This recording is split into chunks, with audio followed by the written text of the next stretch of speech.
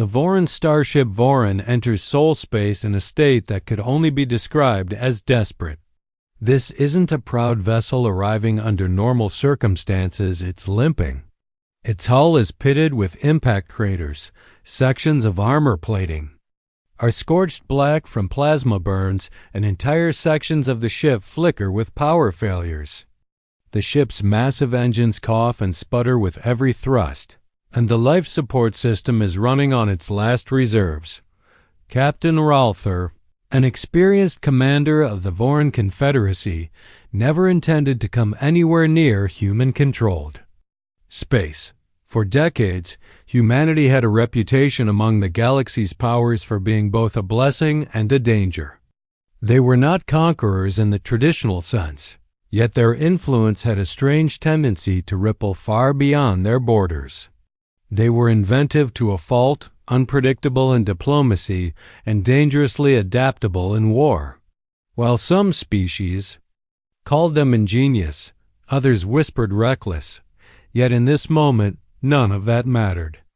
Ralther's ship was failing, his crew exhausted, and their nearest Voran repair facility was weeks away, time they simply didn't have. The only port capable of handling a ship this size in the sector was Atlas Dockyard, a colossal human run orbital repair station orbiting Mars. This was no gentle detour. This was survival. The crew's mood was tense. Voran and human contact had always been careful, limited, and shadowed by mutual distrust. They weren't enemies, but neither side had gone out of its way to bridge the gap. For the Voran crew, stepping into a human station felt like stepping into the unknown. There were whispered doubts about whether the humans might seize the ship, take it apart for technology, or demand exorbitant fees before lifting a finger dot as the Voran drifted closer.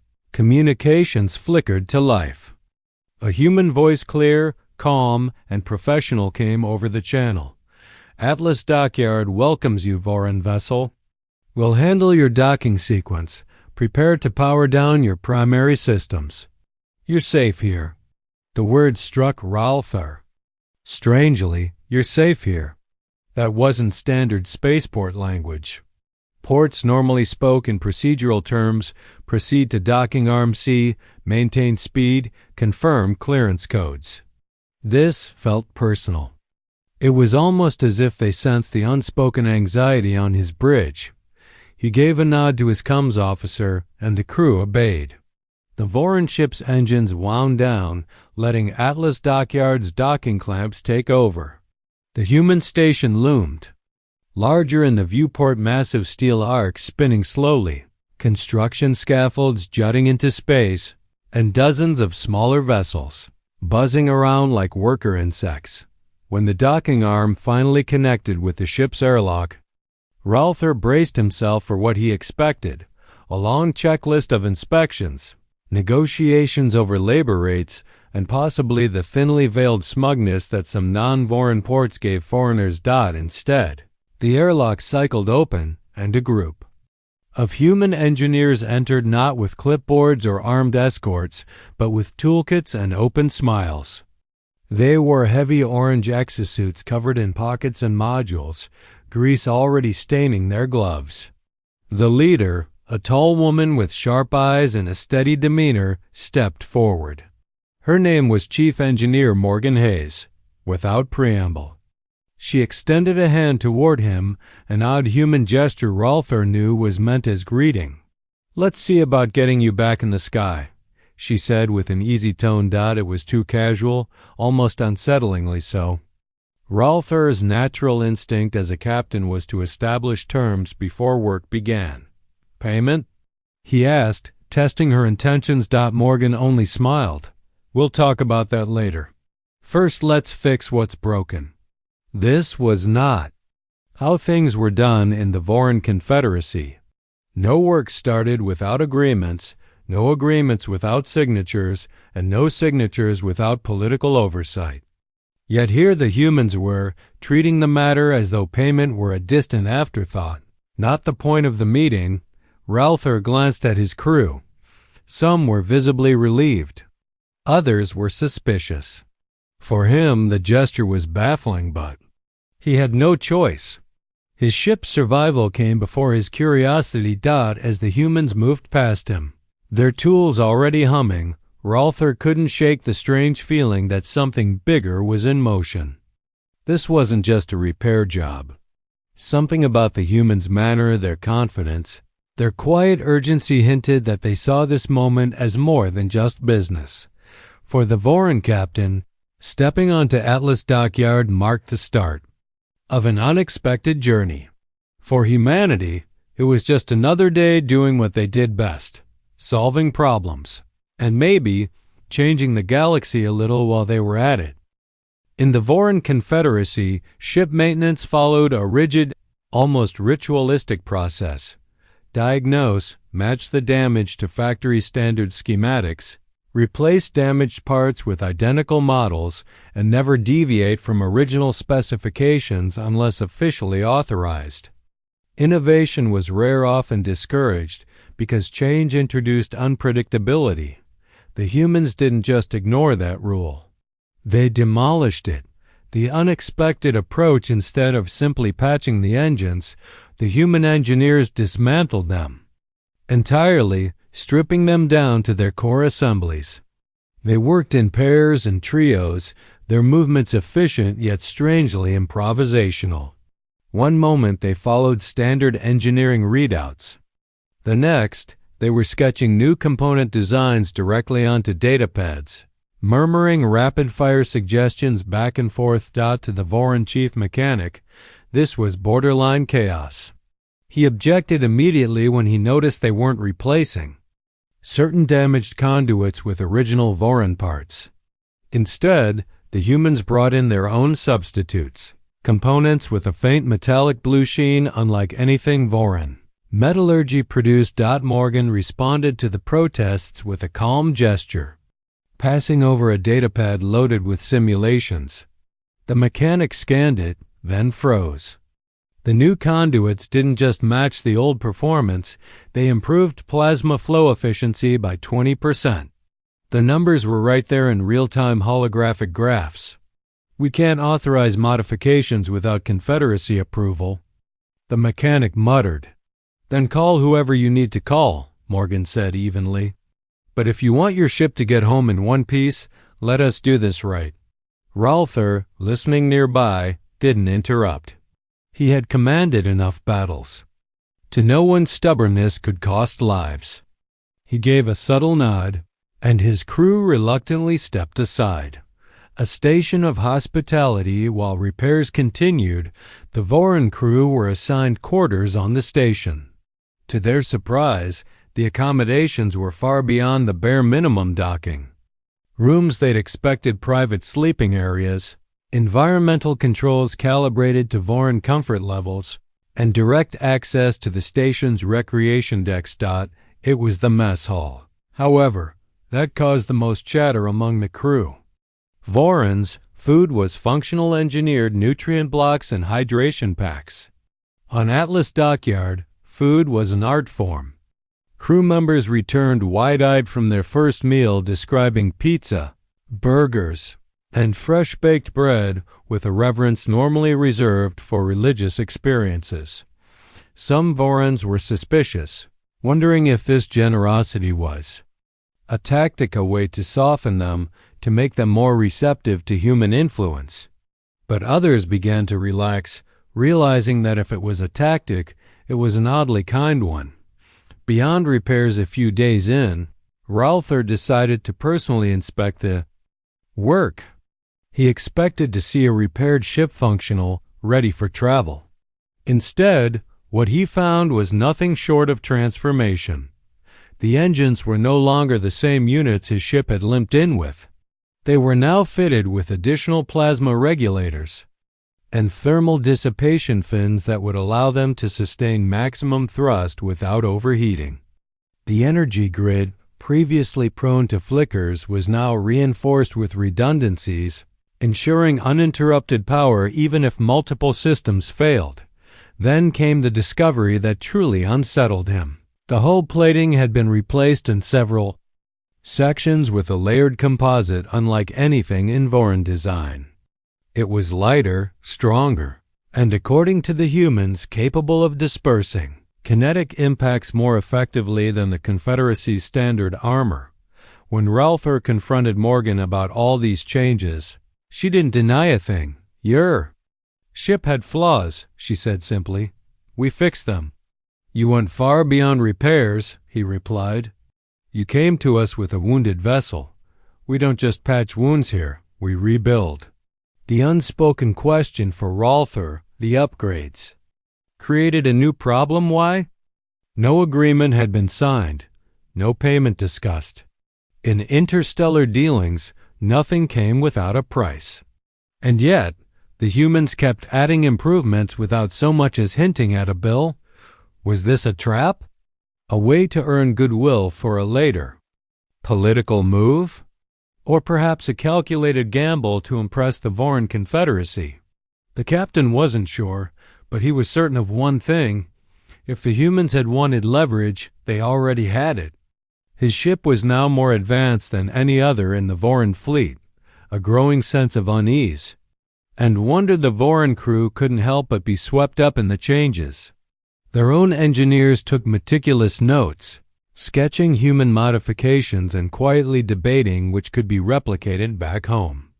For the first time, they were seeing human ingenuity up close, not through hearsay or diplomatic reports, but in the very bones of their ship. And beneath the unease, a spark of something else was forming. Admiration. It was dawning on them that humans didn't just repair things, they improved them, always, relentlessly.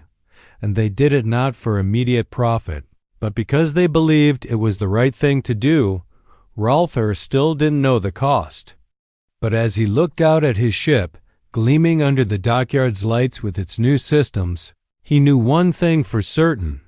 Whatever humanity was doing here, it was far more than a simple business transaction. By the time the final day of repairs arrived, the Voron barely resembled the battered vessel that had limped into soul space. Her hull gleamed under the dockyard lights, engines hummed with a smooth, confident rhythm, and the ship's once flickering energy grid pulsed with steady power. Captain Ralpher was summoned by Chief Engineer Morgan Hayes to Atlas Dockyard's observation deck, a wide glass-walled chamber overlooking the docking bay. From here, the captain could see his ship in its entirety, suspended against the backdrop of Mars, as if she were a model in a display case. "We made some changes," Morgan said as he approached. Her voice was casual, but her eyes held a spark of pride. "Some?" Ralpher's mandibles clicked softly in disbelief. "You've rebuilt half my ship."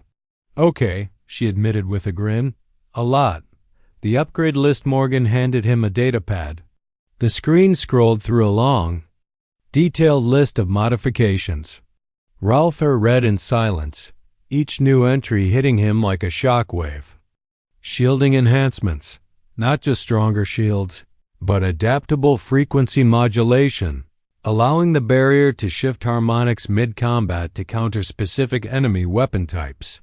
This was technology the Voron Confederacy had been trying to perfect for years. Hull integrity fields, a subtle, energy-efficient reinforcement system embedded into the ship's frame, giving the hull the equivalent of a constant microshield. Impacts that would normally dent or fracture plating would now disperse across the ship's skeleton. Navigation AI, an entirely new artificial intelligence core capable of calculating hyperspace routes 3 times faster than the Confederacy's best models. More importantly, it could adapt routes mid-flight to avoid hazards without waiting for captain's input. Engine optimization. Fuel efficiency increased by 22%, thrust capacity boosted without raising engine stress levels, and heat dispersal upgraded to the point where emergency full burn could be sustained for twice the normal duration. Life support enhancements. Air filtration systems now included microbiome stabilizers, ensuring optimal atmosphere quality for Voron biology and reducing the risk of long-term space illness. Ralther paused at each entry, realizing these weren't patches. This wasn't just fixing a broken ship. This was rewriting what it meant for the Voron to exist. Suspicion meets awe, his instincts, as a commander screamed to question motives. Why would humans give so much away without demanding anything? In interstellar politics, even gifts came with invisible strings. He looked at Morgan, narrowing his eyes. You've given me an advantage over every other ship in my fleet. No government, no military gives that kind of gift freely. We're not your government, she replied simply. We're engineers. The answer startled him. Morgan didn't speak with the tone of a diplomat weaving a deal. She spoke like someone who saw a problem, knew how to solve it, and had gone ahead and done it because that's just what humans did. The real reason when he asked why, Morgan didn't hesitate. Because we could. And because maybe, someday, you'll remember who helped you when no one else would. It was an odd form of diplomacy not built on treaties, contracts, or debts, but on memory. The humans weren't asking for repayment now. They were planting a seed, one that might bear fruit years or decades in the future. It was the kind of long-term thinking Ralther had only ever seen in master strategists. Except here, the battlefield wasn't territory, it was trust. The Voron reaction back aboard his ship. Ralther walked the corridors slowly, taking in the changes. Lighting was subtly warmer, the air crisper, the hum of systems smoother and more harmonious. Voron engineers trailed behind him, pointing out human modifications they barely understood, muttering about the impossibility of replicating some of them without direct human cooperation. The crew's morale was transformed. No longer were they just limping home, they were flying home in a vessel reborn. They spoke of the humans with grudging respect, some even with open admiration. One young ensign joked that perhaps the Confederacy should hire human engineers for their shipyards, and instead of sparking outrage, it drew quiet nods. A different kind of weapon. What struck Ralther most was that humans had managed to wield generosity as a weapon more potent than intimidation. In the Voron Confederacy, trust was scarce, every interaction transactional. But humans had chosen to give without demanding, knowing that the psychological impact would last far longer than any debt. And it was working. The plaque before departing the observation deck, Morgan handed Ralther a small sealed crate. He didn't open it until he was alone in his quarters. Inside was a metal plaque, engraved in both human standard and Voron script. We don't just fix ships, we build futures. For a long moment, the captain simply stared at it. Then he placed it on his desk, knowing that no matter how many upgrades the Voron had received, this was the piece of humanity he valued most. The moment the Voron disengaged from Atlas Dockyard's docking clamps, the crew felt it. The ship no longer shuddered under acceleration. The engines didn't groan, the energy grid didn't flicker, and the navigation console didn't lag as it processed the hyperspace exit vectors. Everything ran with a precision that was almost unnerving to a crew used to constant compensations and workarounds. Captain Ralther sat in the command chair, watching his bridge crew move with a new kind of confidence. In the past, the Voron helmsman would handle launch with a tight jaw, eyes darting to backup controls in case the primary thrusters underperformed. This time, the launch was smooth enough that Ralther had to glance at the readouts, just to confirm they'd actually left the dock. The new heart of the ship, the difference was in every system. The navigation AI dubbed Atlas by the D. Human engineers was faster and more intuitive than anything the Confederacy had ever fielded. It plotted their course home in under 3 minutes, factoring in gravitational slingshots, deep space hazards, and even fuel efficiency with a precision Ralther's veteran navigator called unnerving. The shield harmonics hummed at an almost musical pitch, the new frequency modulation adjusting itself in real time. The whole integrity field and innovation the Vorons didn't possess operated so seamlessly that it was invisible to the crew. Even the life support had changed. The feel of the ship. Voron vessels often carried a faint tang of recycled air, something every crew member learned to ignore after a few months. Now, the atmosphere was crisp and clean, with a subtle trace of humidity that made breathing almost pleasant. For the first time in years, Ralther realized he could take a deep breath without that metallic aftertaste about cultural cross-pollination. Humans hadn't just altered the ship's mechanical heart, they had touched its cultural one. In the mess hall, a newly installed human coffee machine hissed and steamed, dispensing the bitter, fragrant liquid that Vorons had never tasted before docking at Atlas. It was an acquired taste, but one many crew members were willing to acquire. Beside it, a compact hydroponic garden now grew herbs and small vegetables in nutrient gel.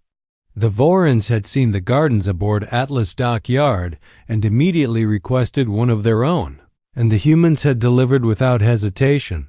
These additions might have seemed trivial compared to the shield upgrades and engine modifications, but Ralther understood their significance. A warship's morale was as important as its weapons. Comfort made a crew fight harder and endure longer, and now, even in the vast emptiness of space, his crew had little reminders of a station they had visited for repairs and left with something. Close to hospitality. The voyage home, the first hyperspace jump, was the true test. Normally, a jump strained the Varan's drives, causing vibration and microsecond power drops in auxiliary systems. This time, the jump transition was so seamless that the bridge's coffee mugs didn't even tremble. The crew exchanged glances, some impressed, some quietly unnerved, during the voyage. Ralther found himself calling up the system logs more than usual. He wanted to understand how much of this performance was sustainable and how much was simply the flush of new systems. The data confirmed his suspicion. The human upgrades weren't just cosmetic. They were fundamentally rewriting the operational limits of the Voron. Fuel usage dropped steadily. The heat dissipation systems kept engine temperatures far below their normal peaks, even under heavy thrust. The navigation AI's predictive hazard avoidance saved them 2 full days by rerouting around an unstable gravity well. The captain's reflection. In his private quarters, Ralther unpacked the small crate Morgan Hayes had given him before departure. Inside, alongside the plaque reading, "We don't just fix ships. We build futures," was a datapad containing a complete technical breakdown of every upgrade schematics, material lists, and even suggested maintenance cycles. It dawned on him that the humans hadn't just upgraded his ship.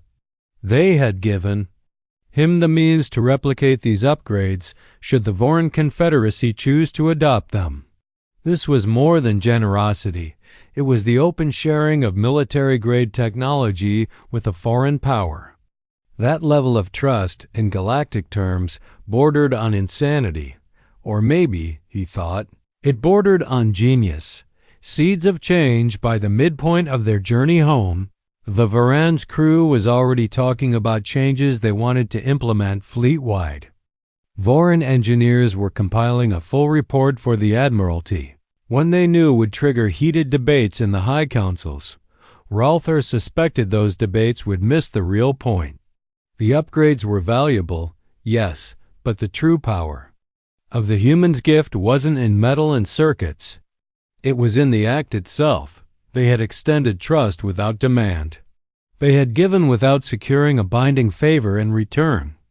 In a galaxy where every transaction was weighed, measured, and repaid with interest, that was a weapon far more dangerous than any plasma cannon. When the Voron emerged from its final hyperspace jump and the homeworld's twin moons came into view, Ralther stood on the bridge, silent.